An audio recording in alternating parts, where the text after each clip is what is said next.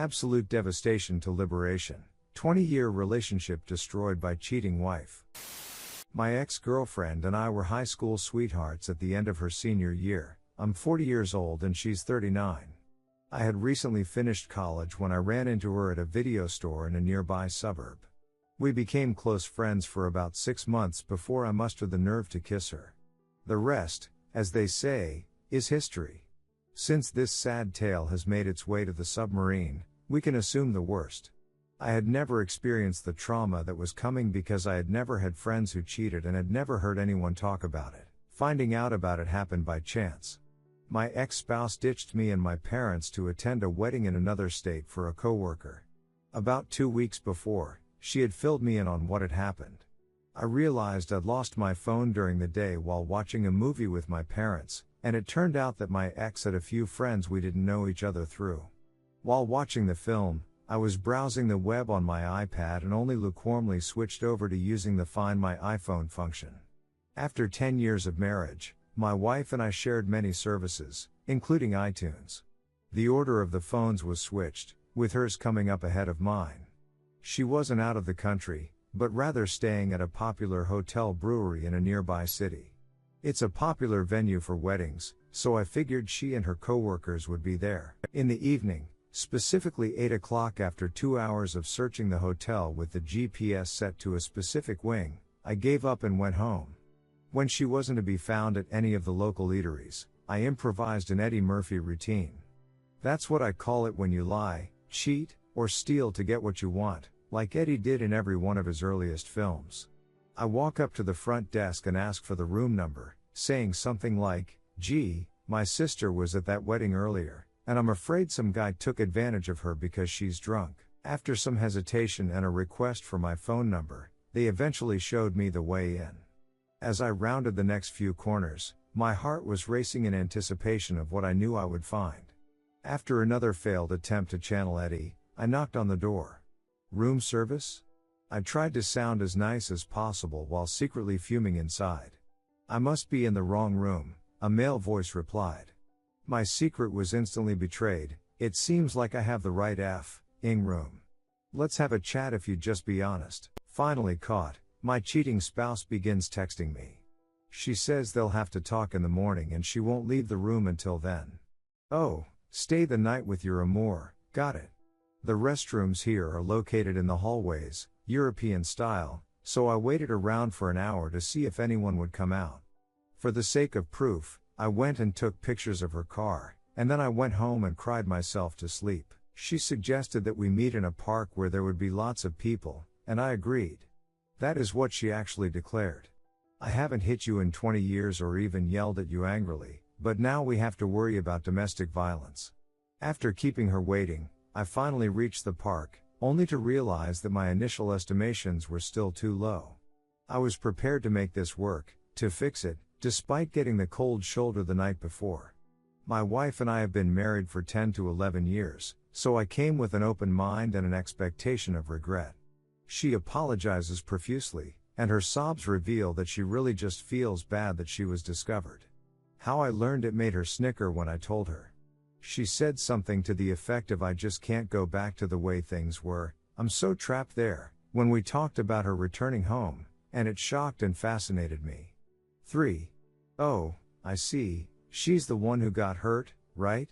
She stayed at a downtown hotel for 3 nights, presumably with her lover, debating whether or not to return home.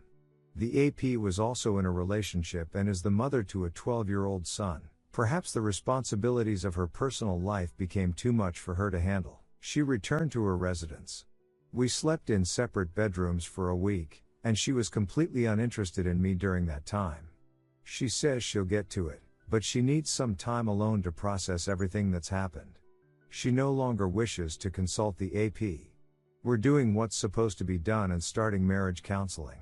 The first meeting goes by with no new information being revealed. I have asked for complete transparency and have been researching current events online like a madman.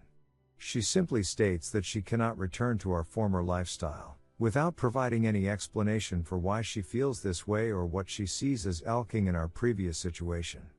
Thankfully, the therapist makes a profound observation: "You've ended the affair, right? Awe and shocking. The answer is no, she hadn't. I was planning on calling him to let him know, but I haven't gotten around to it yet. As I started to troll slowly into the trickle truth, she admitted that they had been together for a while, saying that it had been at least a year. This was something I had no idea about at all. The bedroom bliss persists, and she uses gifts to influence me. I was given a watch with the inscription "Loving you more with each passing second." When she was out of town for work or a romantic interlude, she always made sure to call or text me. By the end, I'm a sobbing mess who can't decide whether to end her marriage for good or run away from the situation altogether. In every fiber of my being, I love this woman. Second session, transparency is abysmal. In fact, my wife has disabled location sharing on all of her devices and changed her passwords. How dare I request such a thing when she is broken and grieving? X claims that if they can just have an open relationship with you, everything will be fine. And yet, in my desperation and terrible mental state, I have to admit that I agree with her. I think intellectually I know it's over, but I can't seem to convince my body of that. The therapist presses the issue, telling her that she needs to end things with the AP about whom she has heard nothing and that polyamory may not be healthy for her right now. My ex claims her therapist was mean to her and therefore she will never return. Oh, I see, I can feel a pattern forming. Every night, I cry terrible, heartbreaking tears. This woman, with whom I once shared the deepest intimacy, has suddenly turned her back on me. Like apparitions of our former selves, we walk right by each other as we go about the house. It's the darkest time in my life, and I occasionally lose my temper and yell and scream at the world. We engage in what must be make-up-s time, but when we're done, she claims that she needed to get off and that they never loved each other. Ouch.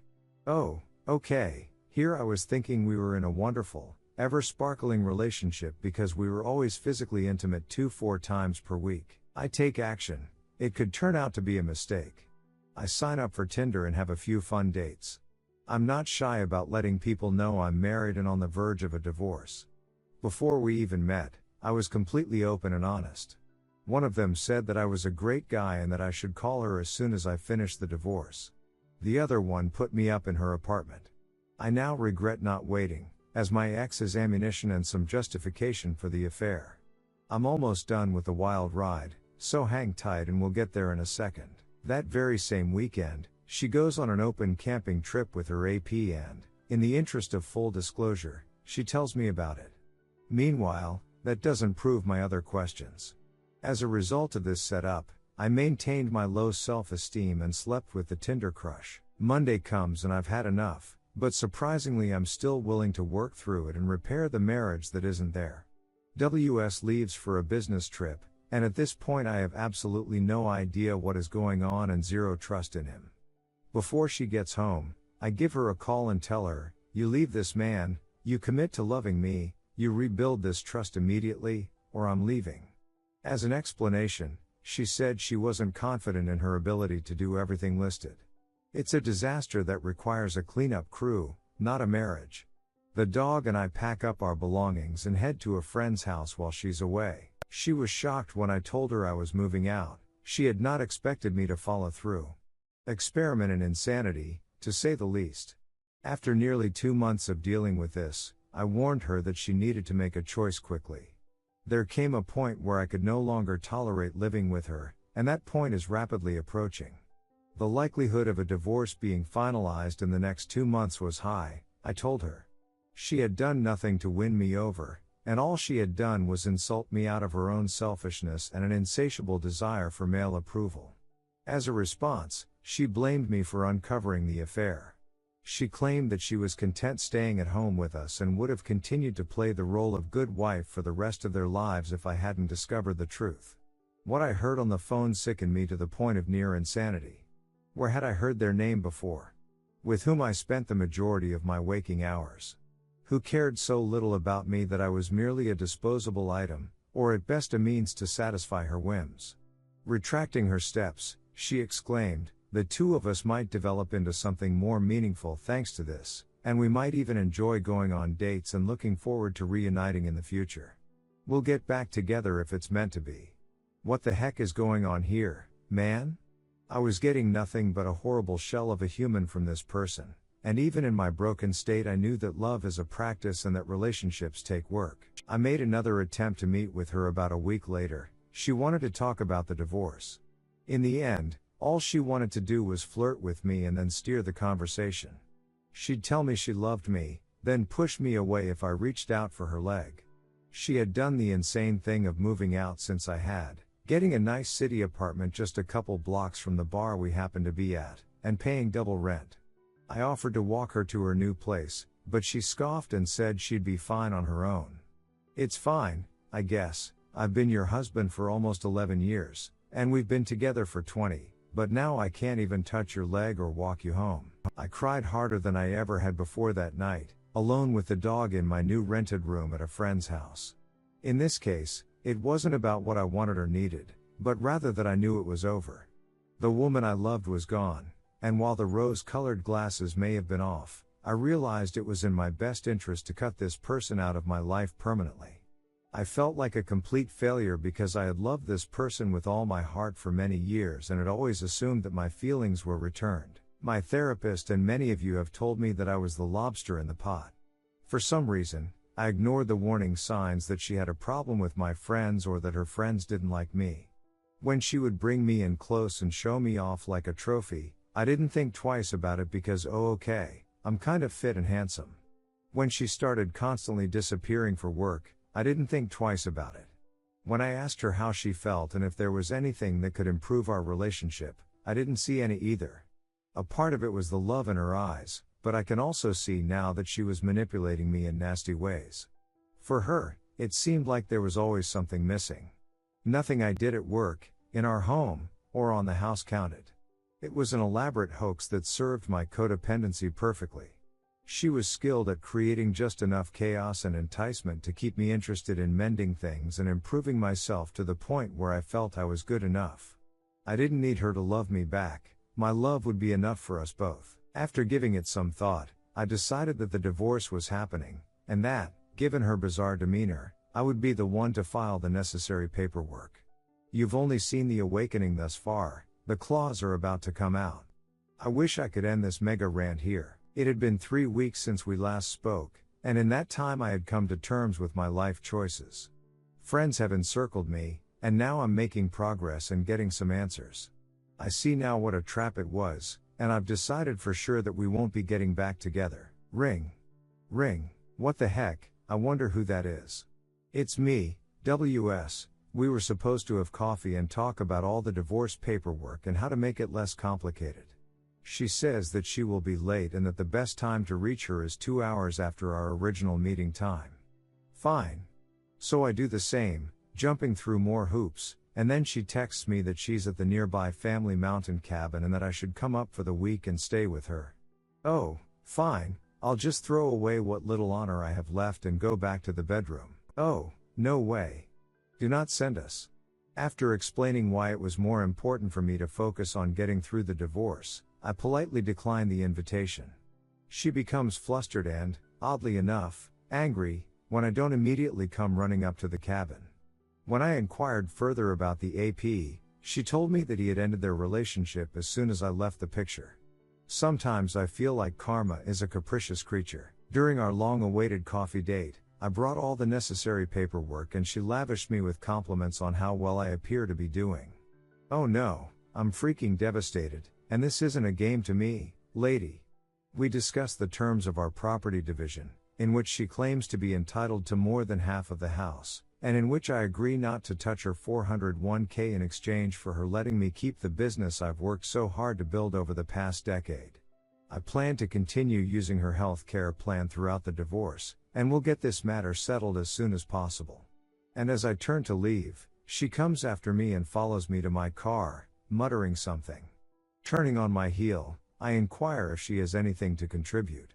I'm desperately looking for an expression of regret, some remnant of the person I once believed loved me. In a question-like expression, it blurts out, I'm sorry? To what end?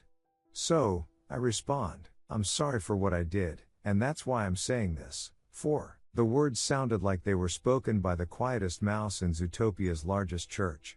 It was a nice try, but it stank of surprise at being caught rather than contrition. This was useful because it confirmed my suspicions and clarified my position.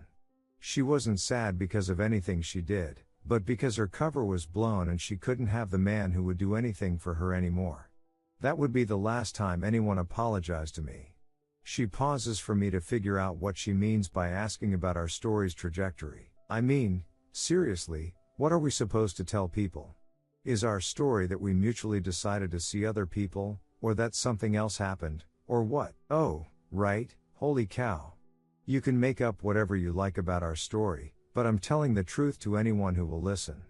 You did it to me, you walked out on our wedding, and now you want your cake. I don't need to make up a backstory just to make myself feel better anymore. I've had enough. Okay, bye. As I cross the street to leave, a train comes and abruptly ends our conversation.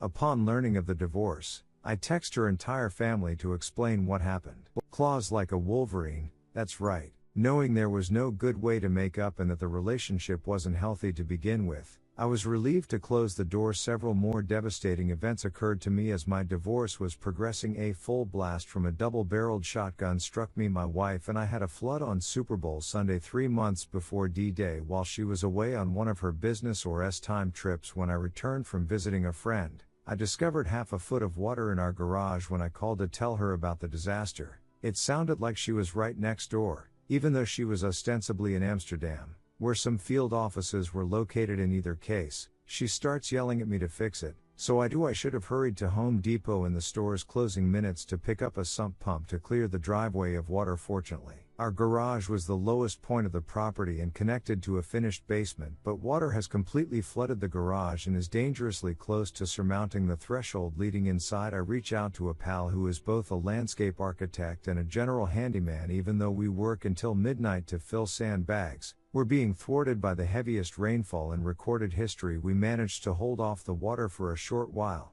but the property is about to be submerged again due to the year's unprecedented rainfall totals. We devise a plan to divert the water from the driveway into the utility room in my basement, where there is a drain to bring the water over. We use garden hoses that are 60 feet in length, and I pull on them using my lungs. Indeed, it does the trick. A steady stream of groundwater, measured in gallons per minute, also flows down my throat and into the drain. Even though the driveway continues to fill, it no longer floods. I was able to use the time to bail water from around the house that was up to my calf using a shop vac, hauling up about 5 gallons at a time. The water from one of our leaking gutters is not making it to the French drain, but rather the driveway. After 3 hours of filling, a large trash can will overflow with rainwater unless I empty it. I've been awake for 24 hours and drenched in rain and water to ensure that nothing bad happens while I'm sleeping. I set an alarm to wake up and evacuate the following morning. I rush to Home Depot to pick up an electric pump, and it ends up being the thing that saves the day. It only takes about 3 hours for this tiny $50 or less pump to completely relocate the driveway down the street to run off. Yes, there was a calf-to-knee deep pool of nearly 9,000 gallons of it in my driveway that very day. I go to work and complain to my landlord, who owns a building company, to remove the moisture from the drywall and the building.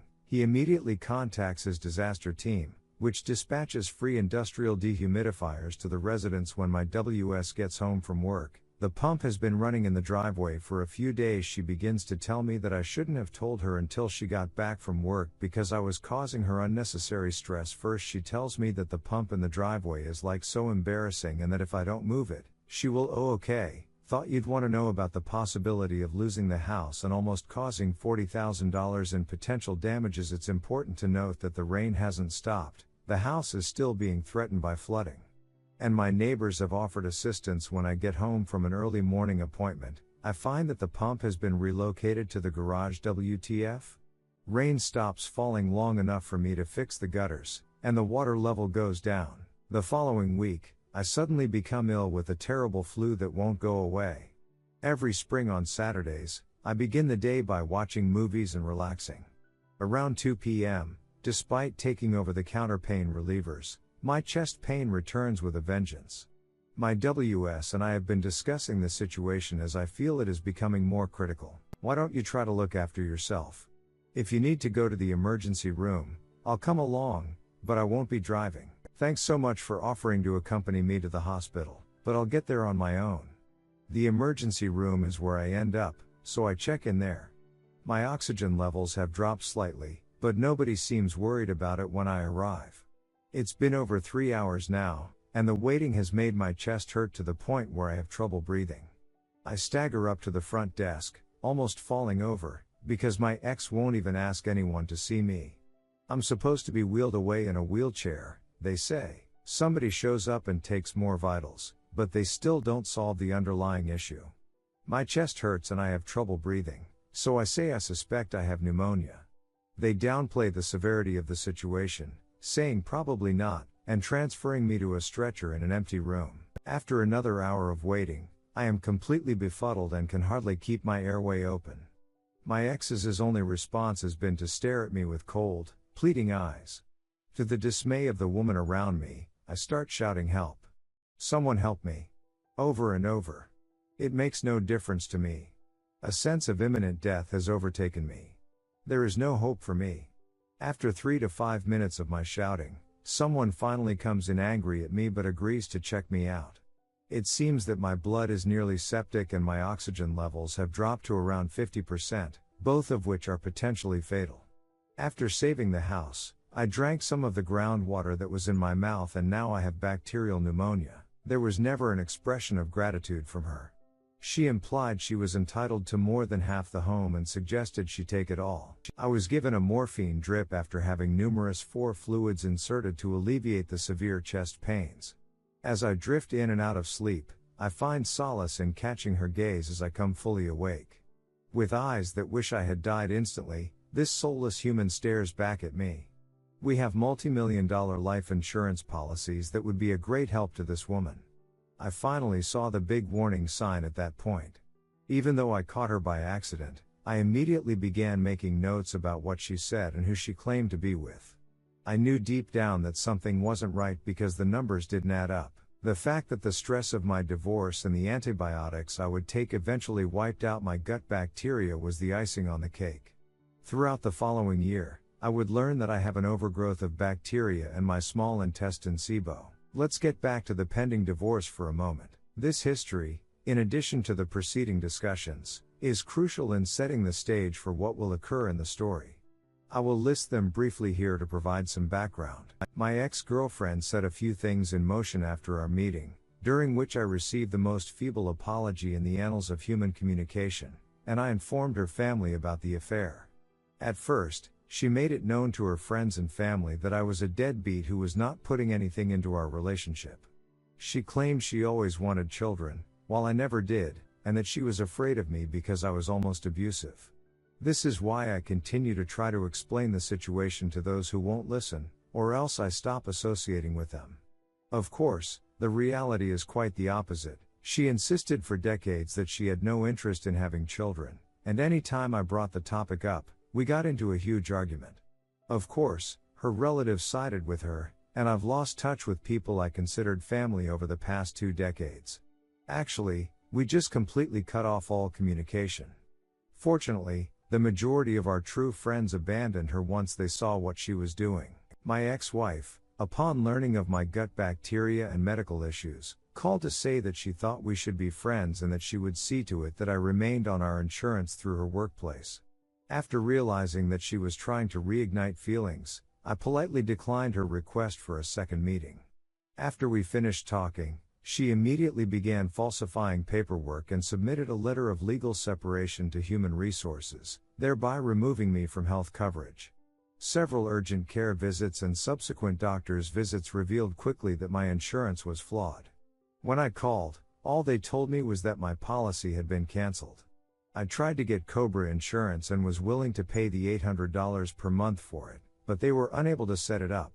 When I called my ex, she would complain that she had no idea what was going on, and it was a nightmare having to pay for everything out of pocket and constantly have to explain things to me. In the end, I spoke with the right person at HR, who informed me that they were unable to set up Cobra because they needed to locate the judge who signed my ex's legal separation documents. Dismayed and shocked, I demanded clarification on what they meant. My soon-to-be ex-spouse had me removed from health insurance coverage before our divorce was final by submitting a forged court document to HR with a fake name and signature in place of the judge's credentials. Because we had never been to court as a couple or filed any sort of legal document of separation, I exclaimed that they would never find the judge and that what they were holding was fraudulent. OMG. Human Resources went into a state of panic like you've never seen and reinstated my insurance for the time I was out of the office. That's also why I was denied COBRA coverage. The insurance company claimed they needed a judge's ruling to proceed. I texted my ex-girlfriend angrily, telling her she needed to contact HR immediately, but she played dumb, saying, "Well, we're separated, I just don't want to do anything illegal." This woman was full of baloney. She'd pretend to offer assistance after the fact by meeting with me a week later and handing me COBRA documents in my lawyer's office. The home was purchased by a new family thanks to her efforts. Wow, she really did well. Except she betrayed me and sold it to someone else. She had me put my signature on everything without ever telling me the total. My lawyer and the discovery process were the only sources of information. That stung, too. She threatened to destroy my company until I threatened to steal her 401k.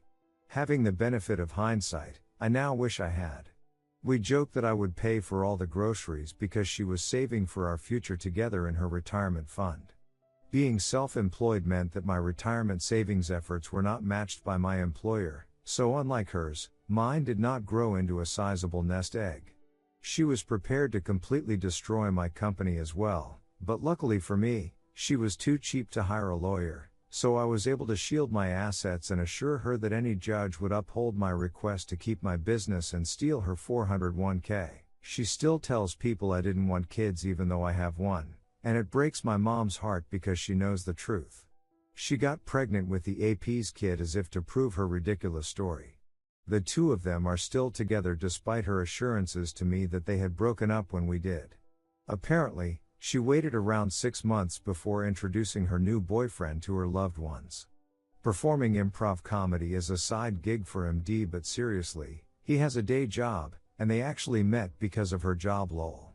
One of his Facebook cyberstalking friends told me everything and was so sweet about it, apologizing and saying they are both disgusting people. 2 years later, in April of this year, I noticed some strange charges from the IRS totaling $12,000.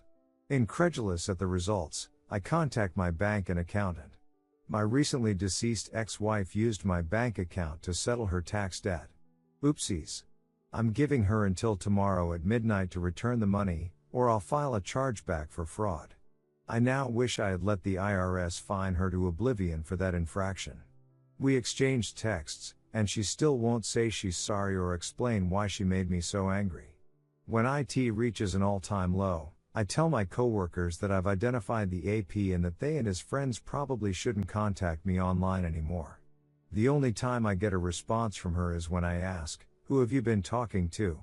She says nothing about the situation.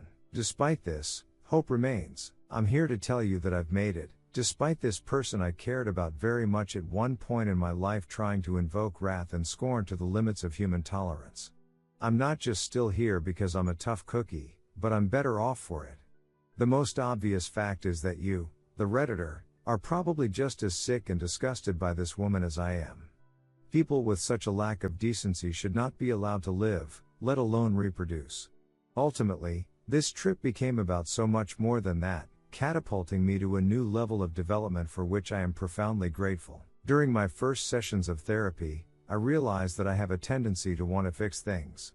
My family always treated me poorly, and my spouse is the perfect fit for the empty space in my life left by my upbringing. All of her incessant demands and hoop jumping became familiar and comforting. I was never who I claimed to be in my relationships with her because I was constantly adapting to be the person I thought would bring her the most joy. That plan obviously didn't work, and it paved the way for the failure I now see laid out before me. One of the hardest lessons I've had to learn is to separate my ex from my own sense of worth. This was necessary because I was giving love without ever caring about receiving it in return. Someone else's recent post helped me realize that my long and deep love for her had led me to derive some of my sense of value from our relationship. When that was severed, I felt like I lost some of my worth without even realizing it. It made me feel like I had to prove myself to my ex or that my value increased while I was with her. What an awfully tragic statement, the meaning of which eluded me until very recently. Because I lacked self-awareness, I was never able to accept and embrace my own preferences. I was never taught to take pride in both my successes and my failures. Since I'm late to the party, I've spent my life trying to please other people and have therefore neglected to discover my true worth. My natural gregariousness and sense of humor never stemmed from a genuine place. The red flags in others have been raised for me, and I now know what I can offer and what I want from this world. I've learned so much about myself and the world in the past year. I've also come to realize who my true friends and family are and how much I cherish them. I've recently become acquainted with a lovely lady who places value on the right things. Our love is completely mutual. She takes pride in my successes and helps me bear the weight of our challenges. She shows compassion and kindness to those around her, including me, because she is firmly committed to living by these principles. I count myself incredibly lucky to have met and be continuing life's journey with this bright, young, and fiery woman. In honor of my 40th birthday, my friends and I have purchased a camper van and will be driving across the country. It's more than I could have hoped for, with layers of complexity I never even dreamed of in my previous relationship. I could write a mini novel about all the small, lovely things she has done for me. My company has taken off in the past year, and I no longer have to hide my decisions from my business partner out of fear of their disapproval. I have control over my time and can devote as much energy as I want to my work or take a break and let my staff deal with the day-to-day operations. I thought I was in a happy marriage a few years ago, but now I see how wrong I was. It's been 30 years since I've had a birthday to celebrate and I intend to make the most of it this year. Even though it seems minor now that I've put it in writing, coming to terms with who I am and being happy with that has been a huge step forward for me. If you've made it this far, may God reward your compassion, your interest, and the support you've shown me by reading everything I've written. I have no idea if anyone will find any benefit from this post, but writing it was therapeutic for me as I worked through the trauma of having trusted a human monster and then having that trust betray me. TL, Doctor, this is a rant, man. Oh, right, here we go into detail. My high school sweetheart and my wife of 10 years had an epic affair for an entire year without my knowledge. I was hospitalized with pneumonia and nearly lost my life before Dee Dee struck a month later. She continued the betrayal by stabbing me in the back at every available opportunity, from trying to conceal the fact that she sold our home to illegally dropping me from our health insurance plan and then using the proceeds to settle her back taxes with the Internal Revenue Service 2 years later. Without being bound to this demon, I am in a much better place, and in the last 2 years, I have grown as a person more than at any other time in my life. In addition, I have met the love of my life, and the two of us are about to set out on a wonderful journey together.